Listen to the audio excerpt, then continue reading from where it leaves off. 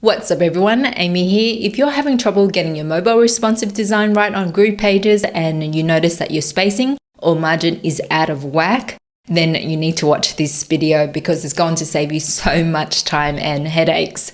Before we get into it, a quick shout out to this week's sushi supporter. Krista Collins donated 5 sushis and wrote a lovely message of, Amy, I cannot thank you enough for working with me personally to help me upgrade through you. You truly do care. This is just a small token of my appreciation.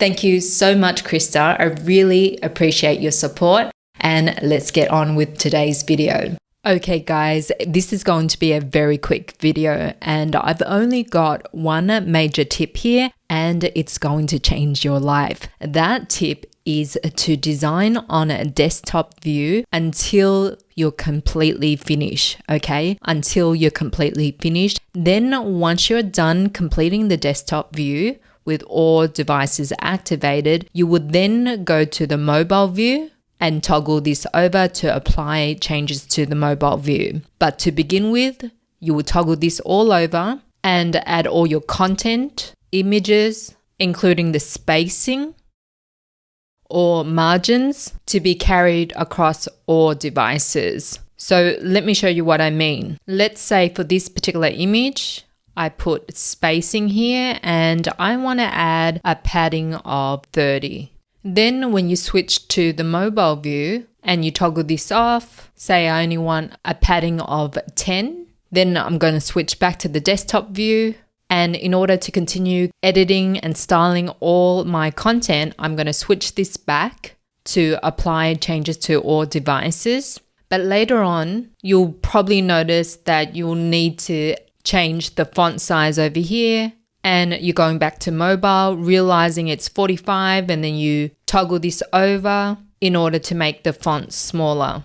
Then you're back here again and you switch this back on, and then you've forgotten what mobile specific changes you've made. So the key here is to stop switching back and forth and editing both your desktop and mobile view at the same time. Just stop it. Don't even go there. I've been there and it's very, very painful. What I want you to do is just add in all your content, add in all your spacing and margin until you're completely finished. Then you will head to the mobile view, switch this to apply changes to mobile devices, and then you start changing specific elements that don't look right on the mobile view. So for this one, let's change that to 25, and I actually want to center that in the middle, as well as this. This button looks too close to the border, so I'll click on that, head to spacing, and we'll apply a padding of 15 going down. But for this one, it looks kind of odd, so we'll click here, making sure we're in the block level, and what we'll do is also apply a padding of 15 to the block. This is a heading. I would go to text and the line height would be tight. Going down to the questions and answers, I might want to align that to the left, and the same applies here. Change that to the left. Now that looks all good to me, but I switch back to the desktop view.